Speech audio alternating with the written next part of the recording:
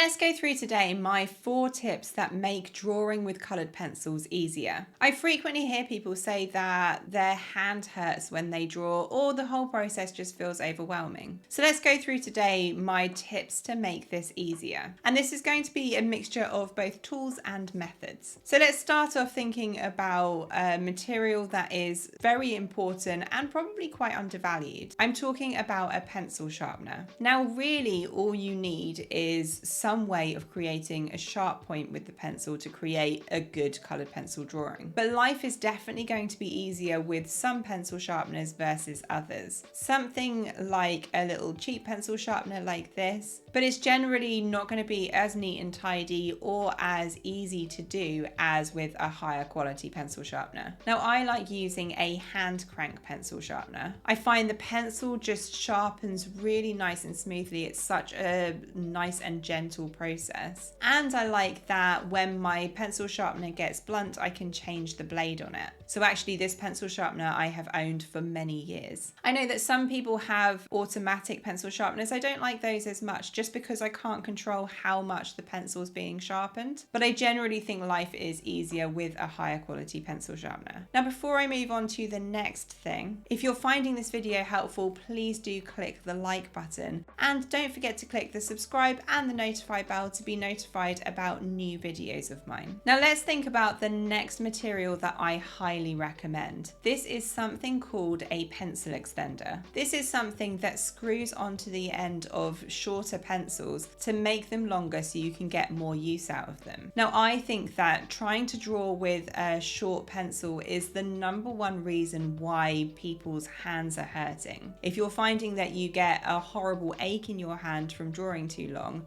this is generally caused by trying to hold the pencil awkwardly that's too short. And actually even a pencil that's only half the length that it was originally, I would use a pencil extender on. Because I generally hold the pencils quite far back, if I try and hold a half pencil like this, I find it hurts my hand. Even more so if I was trying to use a really small pencil, I'm going to get a hurt hand extremely quickly. Something like these pencil extenders, they're great, as I say, for making sure that your hand feels more comfortable, but also getting longer life out of your pencils. So they do pay for themselves, in my opinion, very quickly. But you don't need to have loads of pencil extenders. In fact, I only have one at the moment and I take it off one pencil and move it onto another all the time. They're such helpful tools that I think get overlooked quite a lot. Now, the next tool that will make drawing with coloured pencils easier is actually not something you can buy. It's something that needs to be made. Now, I talk about colour swatches all the time. They are such an important material that are absolutely crucial in every drawing that I make. What these allow is for me to see what the pencil actually looks like on the paper, rather than guessing based on the colour of the lead or the barrel of the pencil. For every colour in every set of pencils that I own, I go from as light as I can to as dark as I can, and then I label the colour. And this stops me from getting overwhelmed when selecting colours. So if I'm trying to find the first colour that I need to use in my drawing, what I'll do is look for the lightest colour in my reference photo, and I can compare the reference photo